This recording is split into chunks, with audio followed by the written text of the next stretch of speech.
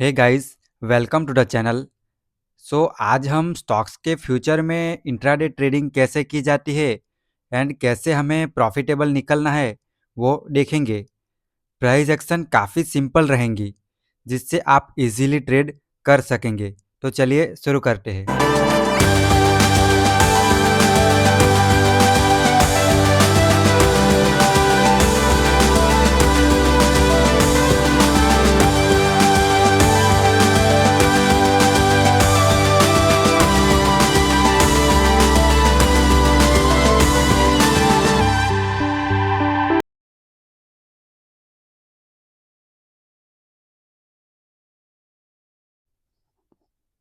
हम M pattern, W pattern, range breakout, range breakdown, consecutive candle, ये सभी price action पर प्रीवियस वीडियो में चर्चा कर चुके हैं।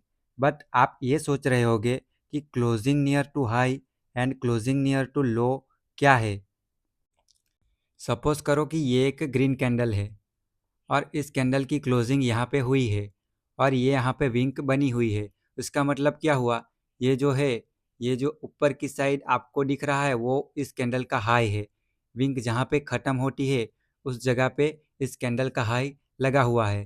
तो ये जो विंक बड़ी हो जाती है तो हम ये मान के चल सकते हैं कि ये जो ग्रीन कैंडल है वो इतनी स्ट्रॉन्ग कैंडल नहीं है।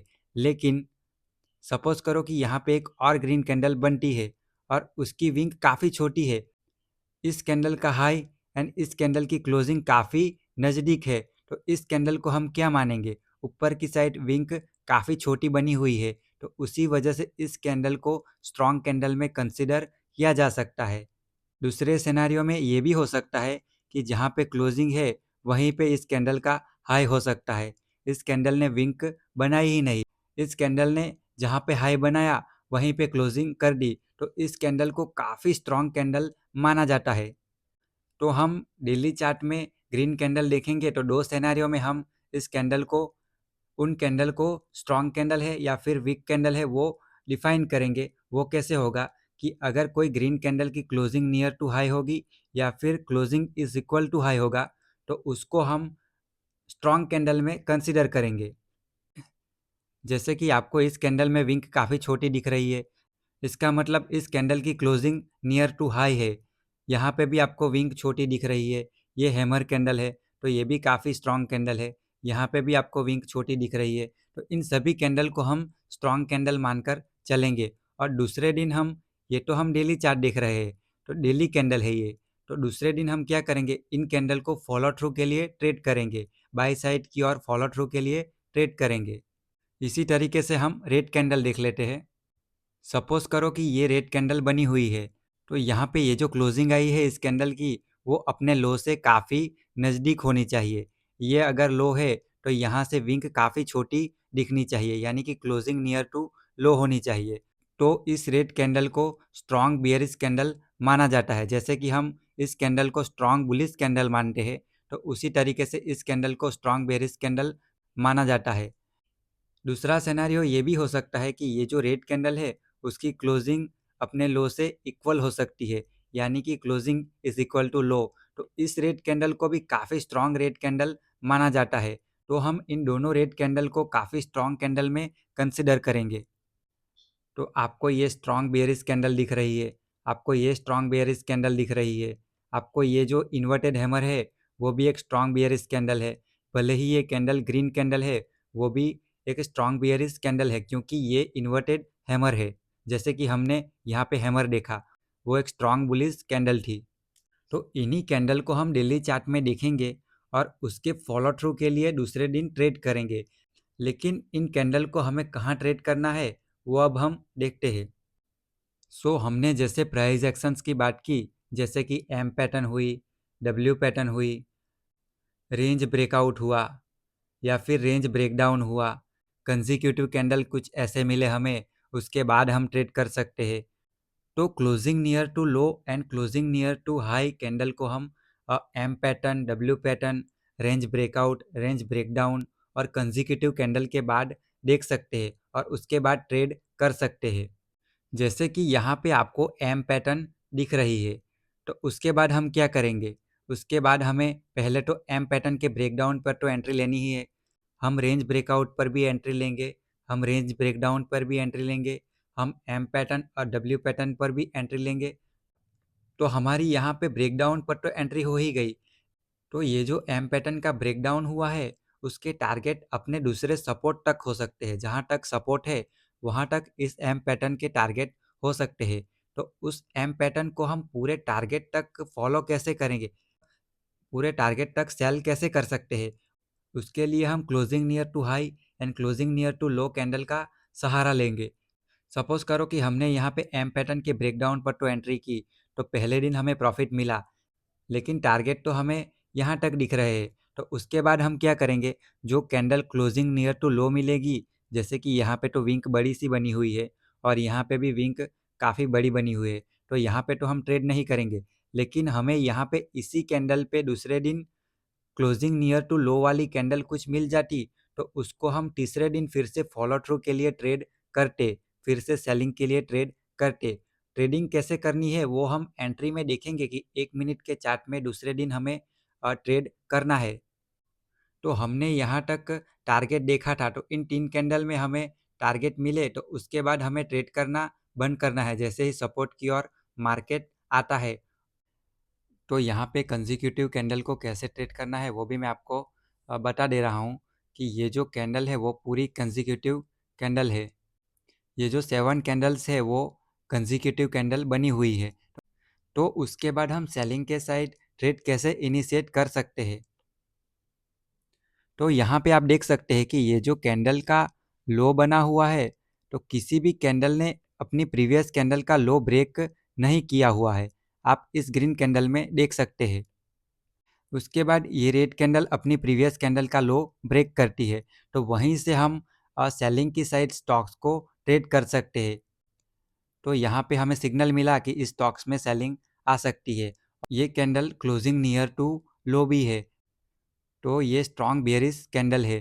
तो इसी वजह से हम क्या करेंगे, दूसरे दिन इसी स्टॉक को सेलिंग की साइड ट्रेड करने की कोशिश करेंगे, वो भी 1 मिनट के टाइम फ्रेम पे। वहाँ पे एंट्री कैसे करनी है वो भी मैं आपको बताऊँगा, लेकिन उससे पहले हम कुछ प्राइजेक्शंस देख लेते हैं कि हमें डेली चार्ट में कौन कौन सी पैटर्न देखनी है, कौन कौन सी कैंडल देखनी है।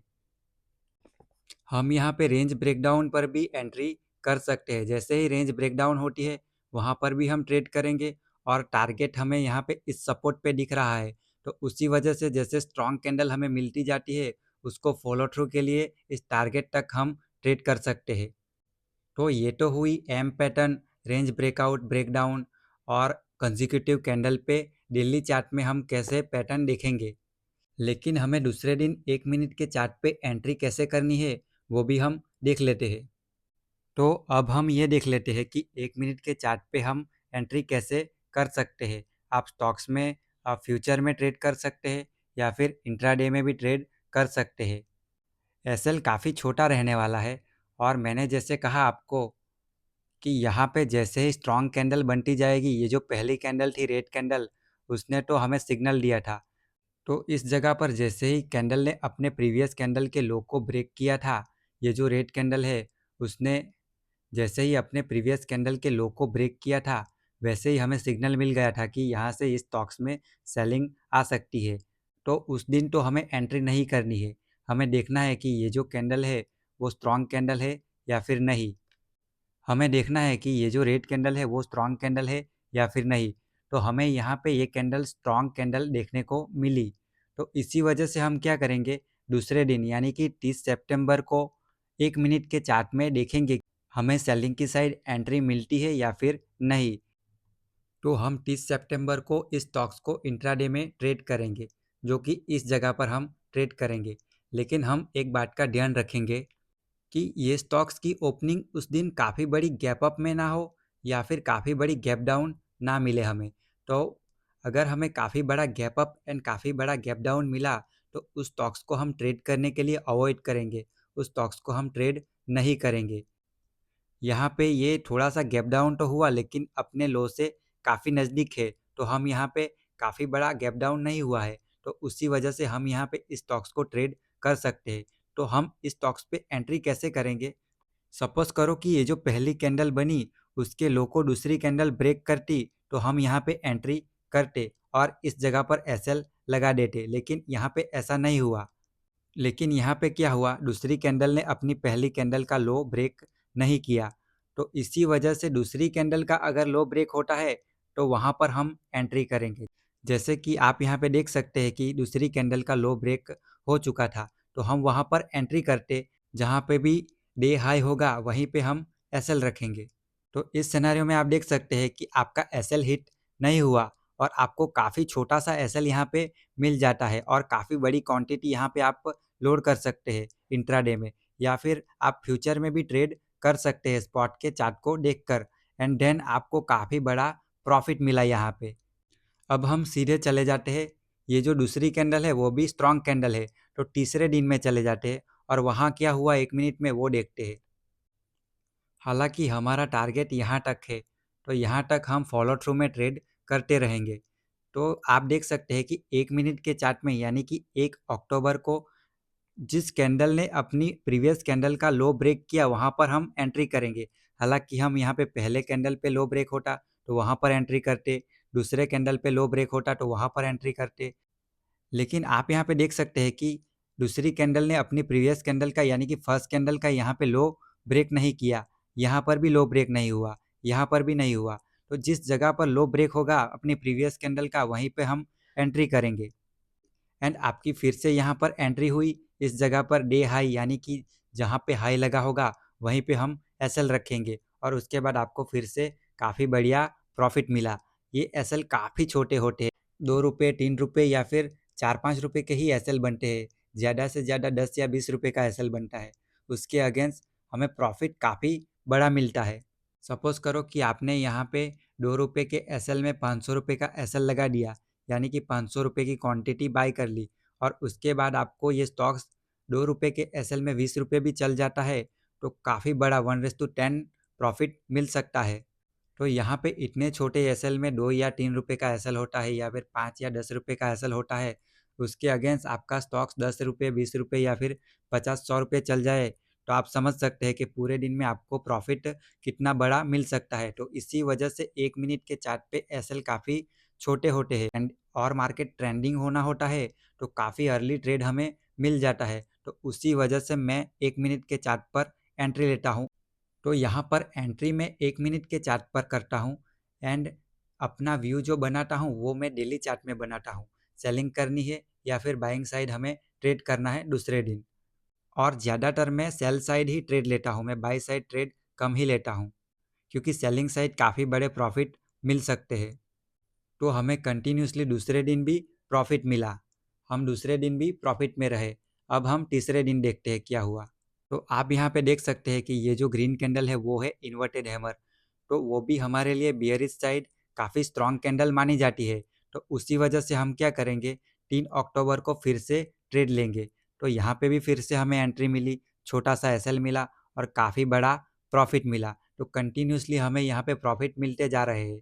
हम कब तक ट्रेड करेंगे, हमारा सपोर्ट जब तक आ नहीं जाता तब तक हम फॉलो थ्रू में ट्रेड करते रहेंगे। हालांकि आपको एक ही स्टॉक्स में ट्रेड नहीं करना है, इसके अलावा आपको 2 और स्टॉक्स में भी ट्रेड करना है। वो हम कहाँ से चूज़ करेंगे, वो भी हम निफ्टी 50 के जो 50 स्टॉक है उन्हीं में से चूज़ करेंगे। आपको स्क्रीन पे 8 या 9 स्टॉक्स जो आपने सेलिंग की साइड देख के रखे हैं डेली चार्ट में वो लगा के रखने हैं, और उसके बाद आपको जहाँ पे अच्छी प्राइस एक्शन मिलती है वहाँ पे आप ट्रेड करेंगे। ऐसा भी हो सकता है कि आपने 10 स्टॉक्स को सिलेक्ट करके रखा है, एंड 10 में से 4 स्टॉक्स ऐसे हो जो काफ़ी बड़े गैप अप या काफ़ी बड़े गैप डाउन ओपन होते हैं, तो वो तो वहाँ से ही निकल जाएंगे, वहाँ से ही हम उनको ट्रेड नहीं करने वाले हैं। उसके बाद हम दूसरे जो 6 स्टॉक्स बचे उनमें प्राइस एक्शन देखना चालू करेंगे, वहाँ पे हम 3 स्टॉक्स में एंट्री लेंगे।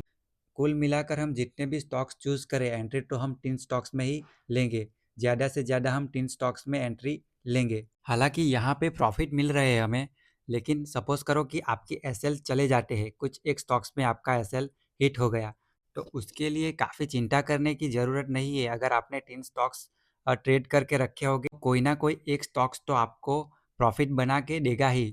तो इसीलिए हम 1 या 2 स्टॉक्स ट्रेड नहीं करते, हम 3 स्टॉक्स ट्रेड करते हैं। ज़्यादातर स्टॉक्स ज़्यादा स्टॉक्स ट्रेड करने की वजह ही यही है कि आपका कोई भी एक स्टॉक्स चल जाए एंड आप प्रॉफिटेबल रहे। तो हमारे पास काफ़ी सारी चॉइसेस रहती है स्टॉक्स में। निफ्टी 50 में 50 स्टॉक्स है, तो वहाँ से हम चूज़ करके काफ़ी सारे स्टॉक्स को देखकर 3 स्टॉक्स में ट्रेड कर सकते हैं। सपोज़ करो कि आपने 3 स्टॉक्स ट्रेड करके रखे हैं और उसमें से 2 स्टॉक्स के एसएल हिट हो जाते हैं, तो उसके बाद आपका एक स्टॉक्स तो चल ही जाता है और वो ये जो एसएल हिट हुए हैं उसको भी कवर कर देता है और उसके बाद भी आपको प्रॉफिट देके चला जाता है। ये जो पूरी गेम है वो प्रोबेबिलिटी पे होती है, तो उसी वजह से हम 3 स्टॉक्स ट्रेड करते हैं। अगर आप यहाँ पे प्राइस एक्शन नहीं देखते हैं और रैंडम जगह पर भी ट्रेड करते हैं, तो भी आपने अगर 3 स्टॉक्स बाय या सेल करके रखे होंगे, तो कोई ना कोई एक स्टॉक्स तो आपका चल ही जाता है। तो ये गेम सेटअप पे नहीं है, ये जो गेम है वो पूरी प्रोबेबिलिटी पे है। ये गेम कोई सेटअप पे नहीं है। यहाँ पे एक्यूरेसी मैटर नहीं करती, यहाँ पे प्रोबेबिलिटी मैटर करती है। यहाँ पे कुछ ना कुछ ऐसी प्रोबेबिलिटी बन जाती है जिससे आप प्रॉफिटेबल निकल जाते हैं। तो हमने 3 अक्टूबर को देखा, वहाँ पे भी हम प्रॉफिटेबल रहे।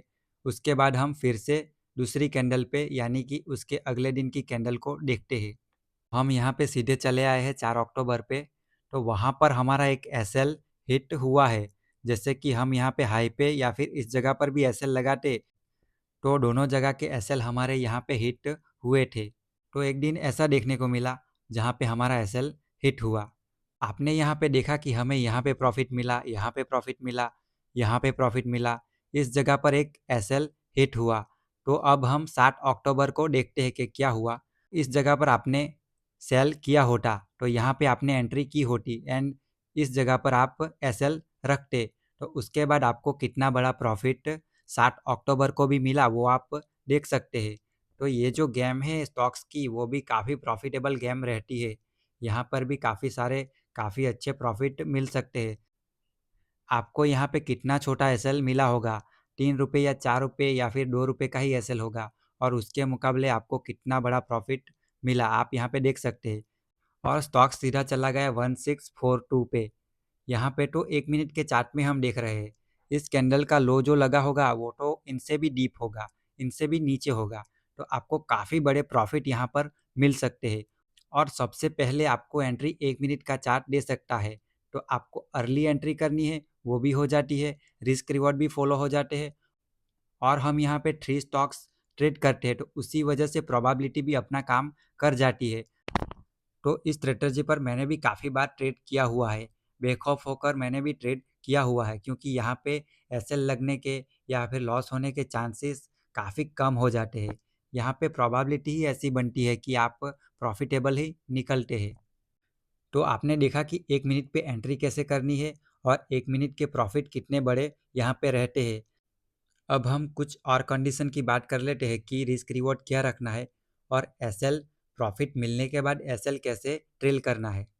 तो हम पूरी स्ट्रेटजी को ही समराइज कर लेते हैं। हमने इस स्ट्रेटजी में ये देखा कि जो डेली चार्ट है वहाँ पे हमें व्यू बनाना है और उसके बाद दूसरे दिन 1 मिनट का जो चार्ट है वहाँ पे हमें एंट्री करनी है।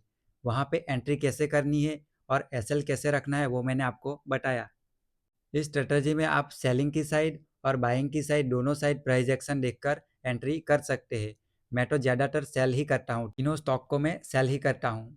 आप ये भी कर सकते हैं कि 2 स्टॉक को सेल कर दिया, 1 स्टॉक को बाय कर लिया, इससे भी प्रोबेबिलिटी काफ़ी अच्छी रहती है।